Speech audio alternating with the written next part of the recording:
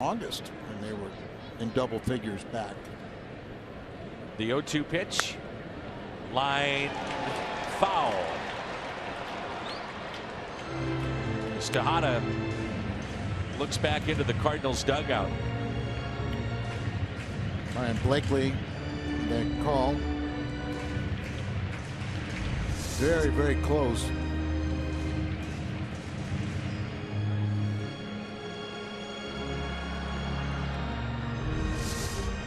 Assad. Chris Maloney, the third base coach, I think he pointed towards his eye when that ball down there. So the umpire's got the best position. They're going to challenge. They're going to look.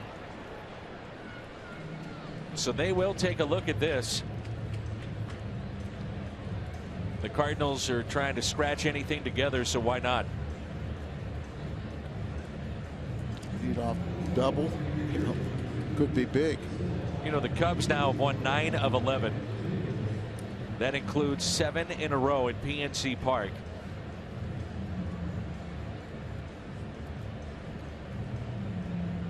The angle that we would normally have for you that would give us our best look is blocked by the third baseman.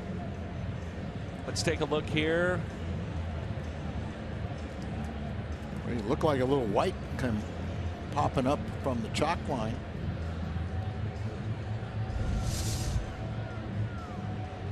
What they do is they chalk the infield lines and then down the left field line once it hits the track, but on the grass that is painted in.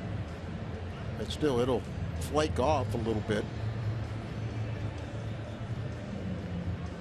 Just to finish the thought about the Cubs, they've outscored their opponents by over 90 runs to start this year. They are rolling right now, and that's without Jason Hayward contributing much. No home runs. Well, he's out right now, I think, with a wrist sore injury. wrist. Yep.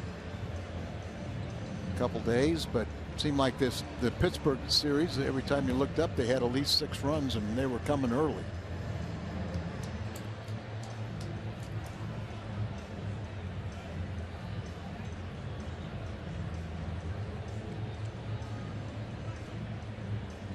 If you're Mike Matheny, I don't blame him at all for wanting to take a look at this and trying to push it a little bit just to see if they can't get any offense going. Last night it was Aaron Nola, 7 innings, 2 hits. He struck out 7, and the Cardinals couldn't get a runner past first base after a Matt Carpenter double in the first. And he now has 20 innings of scoreless baseball under his belt. He was really tough last night. Yeah, he looks like he's going to be a good one.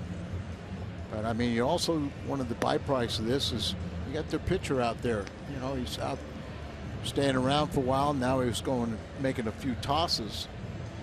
This one may not have enough evidence to overturn it.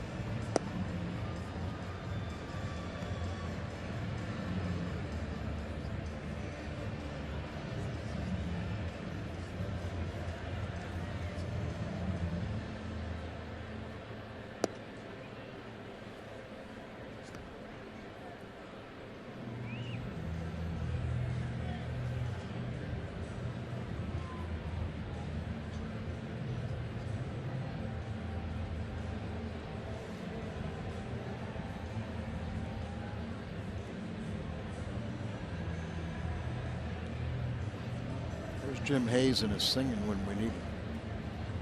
Entertain the crowd with that. Right.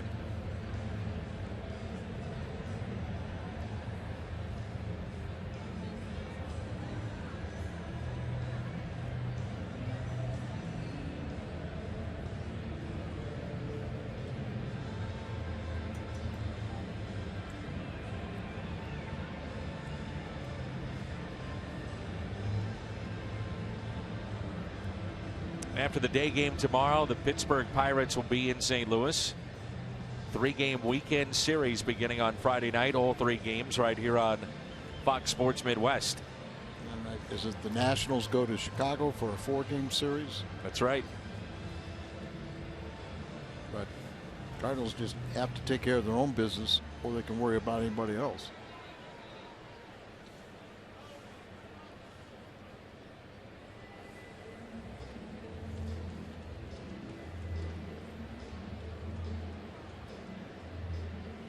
if this is called a fair ball, you have a reasonable expectation that would have been a double, and Tejada could wind up at second. I would think you'd have a pretty good argument if that didn't go that way. And you have to also take into account whether or not it's touched by a fan. Talked about it before, and that was not touched by a fan, but there is a high camera to show, and they have use of this in New York that's not being used on our telecast, but they can anticipate where runners may be once the ball is touched, or where the left fielder is in conjunction to where the runner is heading down that first base line. Second base. So it is a double for Ruben Tejada. And Tejada is asking whether or not he needs to touch first base. He does. Apparently he does. It's pretty smart to ask. And now this is what Pete McCann is going to come out, and I'm sure he's questioning, well, hey, my left fielder would have been right there. He would have thrown him out. He should only have a single. Why is he at second?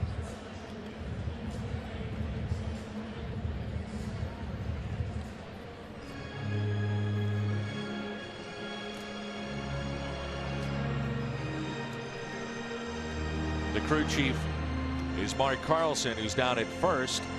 Comes in to help the home plate umpire Quinn Wolcott with the explanation to Pete McCann. So a leadoff double for Ruben Tejada. And